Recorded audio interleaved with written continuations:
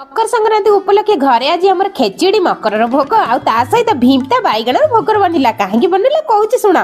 आज जेहेतु जनवरी 14 तारिख आज हूँ मकर संक्रांति यही दिन टाक वर्षकर लोक मैंने बहुत अपेक्षा करते दिन आसला केमी कौन पूजा पाठ करेंगे से चिंतार लोक मैंने अस्थिर हो जाए। मुझे जानी मकर संक्रांति दिन सूर्य पूजा करते आ सूर्य भगवान को जो सब बर मागती से सब पूर्ण होता है से उपलक्षे सूर्य भगवान देखो बढ़िया बढ़िया भगवान प्रसाद बनई से किसी अरुआ चाउल नहीं जाते अदा गोलमरीच को बढ़िया मझे कुटी दे किसी अरुआ चाउल मिक्स कर